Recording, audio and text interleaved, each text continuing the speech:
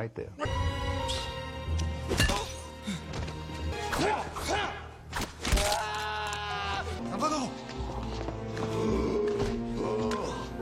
Hey yo semuanya, bertemu lagi nih dengan Crash Movie, dengan penonton setia kita ya guys. Sesuai janji kita yang kemarin, kita bakalan selalu hadir dan siap sedia menemani waktu gabut-gabut kalian guys. Dan yang pastinya dengan mereview film-film menarik dan terkeren guys. Tapi sebelum kita lanjut ke filmnya, yuk bantu subscribe dulu channel Crash Movie supaya kita semakin semangat. Selain itu, hidupin juga lonceng notifikasinya biar kalian semua tahu updatean video-video terbaru dari kita guys. Film yang kali ini bakal kita bawain berjudul The Equalizer. Film ini resmi rilis pada 30 Agustus 2023 dan mendapatkan rating 7,2 versi IMDb. Film ini bergenre action dan menceritakan kisah hidup Robert Mikal, mantan agen yang pensiun dan beralih menjadi seorang The Equalizer. Ia menerima julukan itu karena gemar membantu orang-orang kurang beruntung supaya mendapatkan keadilan. Ia menjadi pemburu keadilan dengan menupas para penjahat di Boston, tempat tinggalnya. Pekerjaan tak formal itu membantu Mikal berdamai dengan masa lalunya sebagai agen intelijen yang mengerikan. Ia berhasil menemukan pelipur lara dengan membela keadilan bagi kaum tertindas. Namun saat ini Mikal memutuskan untuk pergi ke Italia bagian selatan dan menjalani kehidupan yang baru. Penasaran kan kehidupan baru Mikal seperti apa? Yuk, kita langsung aja cus ke filmnya guys. Dan inilah film The Equalizer.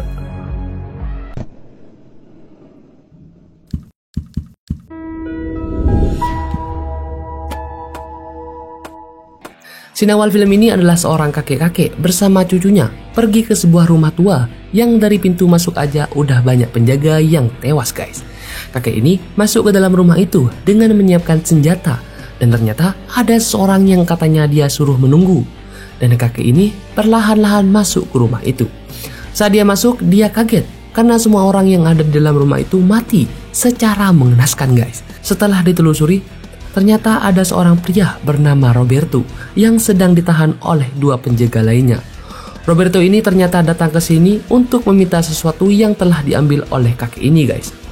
Karena kakek ini tidak mau memberikannya, Roberto langsung beraksi dan dengan mudahnya membunuh dua penjaga di sampingnya dan juga kakek ini dengan cara yang sadis banget guys, bahkan tanpa ampun sama sekali. Roberto mengambil kunci yang ada di kakek itu dan setelah dia keluar, dia melihat ada seorang anak kecil yang tadi bersama kakek itu. Roberto membiarkannya, tapi anak kecil itu malah menembak Roberto dan terkena punggung Roberto. Di pinggir tebing ada seorang yang melihat Roberto sedang sekarat dan sudah tidak sadarkan diri. Pria ini membawa Roberto ke sebuah dokter dan menyembuhkan Roberto dengan mengambil peluru di badannya Roberto. Besok harinya, saat Roberto sadar, orang ini bernama Dr. Enzo menanyakan apakah Roberto ini orang jahat atau tidak. Dan Roberto bilang kalau dia tidak tahu. Dr. Enzo merawat Roberto dengan sangat baik nih di rumahnya. Di pagi hari, Roberto mulai bangun dan dia sudah bisa berjalan walaupun menggunakan tongkat. Roberto yang masih orang baru di sini diberitahu oleh Dr. Enzo jika dia ingin berjalan-jalan, dia harus pergi ke alun-alun. Roberto pun pergi berjalan-jalan melewati pasar alun-alun dan dia berujung pergi ke sebuah restoran. Di restoran Roberto memesan sebuah teh. Seorang polisi bernama Gio menghampirinya bersama anaknya yang bernama Amina. Ternyata Gio ini adalah orang yang 3 hari lalu menemukan Roberto tidak sadarkan diri di mobilnya. Mereka pun berkenalan dan Gio memberikan kunci mobil Roberto. Roberto menelpon Colin yang seorang detektif dan memberitahukan tentang kebun anggur ilegal. Awalnya Colin tidak menghiraukannya, sampai akhirnya informasi Roberto ternyata lumayan penting untuk penyelidikan. Selama di sini, Roberto sering berjalan-jalan nih dan mulai berkenalan dengan warga-warga sekitar. Saat malam hari di rumahnya, Roberto seperti teringat 3 hari lalu dia membunuh orang-orang di sebuah rumah kebun teh ilegal. Di sebuah kafe, Roberto seperti biasa memesan sebuah teh dan juga berkenalan dengan pemilik kafe bernama Amina. Hari-hari Roberto ini berlanjut dan dia sering pergi ke pasar, berjalan-jalan, dan sampai akhirnya Roberto melewati sebuah toko ikan. Dia mendengar ada seorang yang dihajar. Ternyata itu adalah pemilik ikan yang tidak memberikan setoran. Jadi dia dihabisi oleh mafia bernama Marco. Roberto hanya melihat mafia-mafia itu dari jauh. Marco dan mafia-mafia ini pergi ke sebuah rumah seseorang yang di sana ada pria bernama Vincent yang meminta pemilik rumah itu menjual rumahnya. Tapi karena mereka tidak mau, tiba-tiba saat Vincent keluar, salah satu pemilik rumahnya itu seperti dibuang dan gantung diri guys. Ya, ini semua adalah ulah Vincent dan Marco yang seorang mafia kelas kakap. Marco dan Vincent adalah kakak adik. Malam hari Enzo dan Roberto makan malam dan bercerita-cerita. Roberto menawarkan untuk makanan besok dan Enzo meminta dia hanya mau makan ikan. Esoknya Roberto langsung pergi ke pasar ikan yang mana kemarin diserang oleh Marco. Kebetulan di sana juga ada Amina yang berbelanja ikan dan menjelaskan caranya memilih ikan yang segar terhadap Roberto. Penjual ikan itu memberikan gratis kepada Roberto karena dia adalah warga baru dan kawan Enzo. Di malam hari, Colin dan atasannya memeriksa sebuah rumah dengan kebun teh ilegal yang diberitahu Roberto untuk alamatnya. Dan ternyata di dalam rumah itu ada banyak mayat dan uang dengan nominal yang sangat banyak. Dan ternyata itu juga tempat pengedar narkoba guys. Colin jadi penasaran siapa yang mengelola tempat itu dan terus menelususinya. Roberto diperiksa kembali oleh Enzo dan Roberto menanyakan kepada dokter Enzo kenapa dia mau menolongnya secara sukarela. Dan ternyata Dr. Enzo memang dokter relawan yang sangat baik di tempat itu. Di sebuah rumah yang sangat mewah, Vincent dan Marco berdiskusi dan dia bilang kalau Marco akan diberikan tugas yang lebih besar lagi. Malam hari saat Marco berjalan-jalan, tiba-tiba semua warga di sana panik dan ternyata ada sebuah kebakaran di tempat jualan ikan yang kemarin dihajar oleh Marco. Semua orang membantu menolong memadamkan api itu. Dan Roberto melihat dari jauh kalau ada Marco dan gengnya di sana. Setelah apinya padam, semua warga saling tolong-menolong termasuk dengan Roberto. Gio memeriksa CCTV dan ternyata benar Marco dan kawan-kawannya yang telah membakar toko ikan itu guys. Di sebuah kafe saat Roberto memesan teh, Aminah menanyakan kenapa dia selalu memesan teh dan ternyata itu adalah kebiasaan Roberto.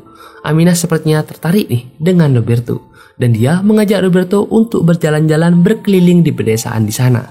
Di pasar malam, mereka melihat jualan warga setempat yang sangat unik. Roberto juga jadi sering ke kafe dan melihat bioskop pada malam hari. Seorang nenek-nenek tiba-tiba memberikan Roberto lemon yang ternyata kata Aminah itu tandanya Roberto sudah diterima di tempat itu. Roberto jadi makin betah nih guys di tempat itu. Saat di kafe tiba-tiba ada Colin yang diam-diam sedang foto Roberto nih. Tapi Roberto sadar kalau dia difoto, jadi dia terang-terangan mengobrol dengan Colin. Colin menanyakan dari mana Roberto tahu informasi tentang tempat kebun teh itu. Roberto memang bukanlah tersangka, tapi dia dicurigai oleh Colin. Saat Gio menjemput anaknya, Roberto menelpon dan dia tahu kalau anaknya sudah dijemput oleh orang lain. Ia jadi langsung panik dan pulang ke rumahnya. Ternyata di rumahnya istri Gio dan anaknya disekap oleh para mafia yang kemarin membakar tempat ikan. Mereka semua marah karena Gio yang memeriksa CCTV dan jadi tahu kalau mereka semua pelakunya. Marco seperti biasa memukuli Gio dan meminta Gio untuk tidak ikut campur aduk jika mau anak dan istrinya selamat. Di rumahnya Roberto melihat Gio sedang terluka dan berobat di dokter Enzo. Enzo menjelaskan kepada Roberto kalau di tempat ini memang ada mafia yang tidak bisa dimusnahkan walaupun oleh polisi. Roberto pergi ke sebuah gereja dan ternyata di sana ada Colin. Mereka mengobrol-ngobrol lagi nih dan Colin makin penasaran kenapa Roberto mengetahui semuanya. Di sebuah kafe saat Gio dan keluarganya sedang makan malam, tiba-tiba Marco dan mafia lainnya datang lagi guys dan menghampiri Gio. Dia meminta Gio pergi ke Somalia dan meminta perahu. Dari jauh Roberto memandangi Marco. Akhirnya Marco sadar.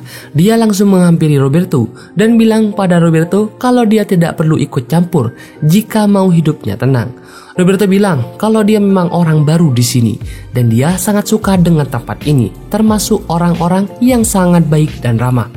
Marco seperti akan menghajar Roberto, tapi Roberto yang sangat hebat ini langsung menarik tangan Marco dan menekannya sampai dia merasa kesakitan dan teman-temannya pun pergi disusul oleh Marco yang tidak berdaya ini. Marco dan teman-temannya salah memilih musuh guys. Marco akhirnya keluar dan dia sangat emosi. Dia berencana untuk membunuh Roberto secepatnya. Tapi saat dia akan pergi, mobil milik temannya itu berjalan sendiri dan menabrak temannya yang lainnya hingga tewas. Mana yang lainnya pun dipukul secara senyap oleh Roberto. Saat Marco sadar berusaha membalas Roberto, tapi dia tidak berdaya di tangan Roberto. Dan dengan mudahnya Roberto menusuk Marco sampai meningsoi guys.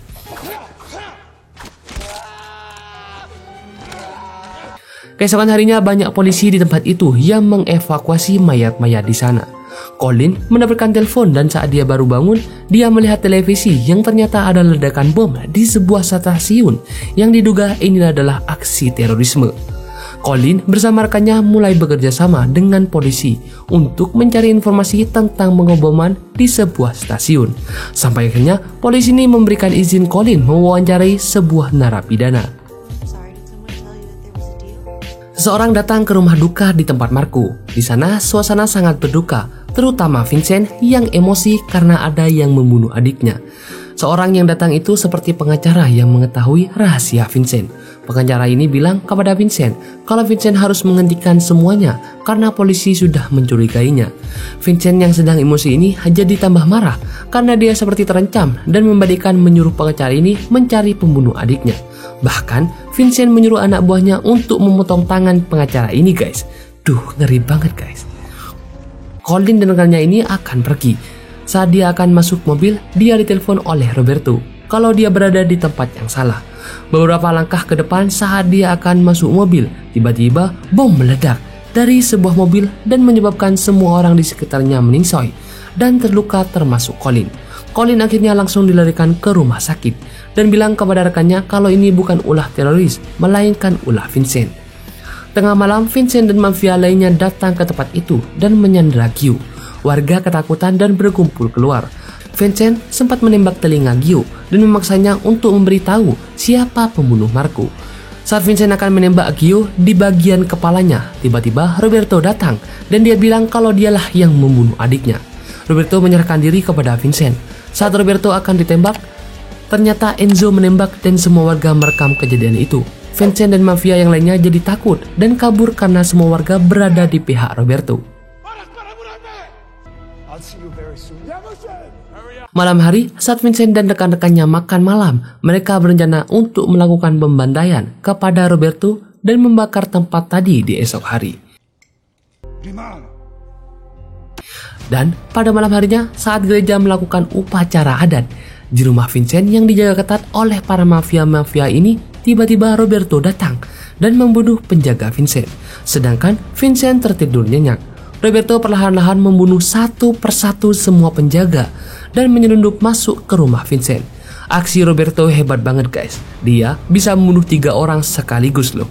Saat penjaga yang lain sadar ada seorang yang masuk, Roberto jadi makin maju dan membunuh semua penjaga dengan senyap. Vincent terbangun karena ada darah yang menetes. Ternyata itu adalah mayat rekannya yang jatuh dari atas atap kamarnya. Vincent panik nih dan langsung mengambil senapan. Dia kaget karena semua penjaga di rumah itu sudah meningsoi. Beberapa saat kemudian Vincent ditembak, tapi dia masih sadar guys. Dan Roberto memanglah pelakunya.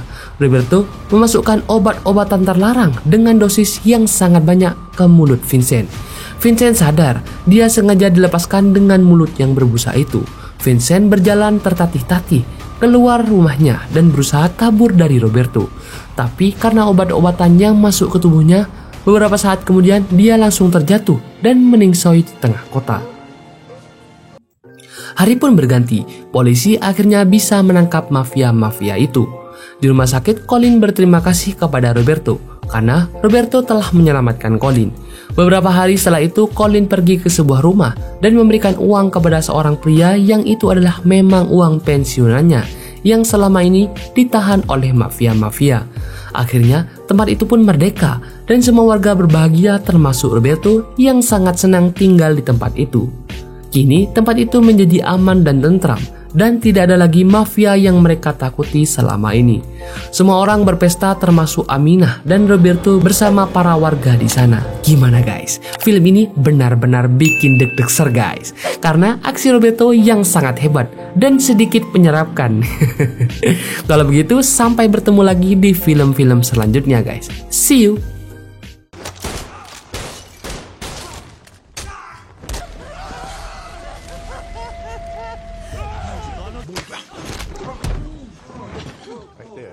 Right there.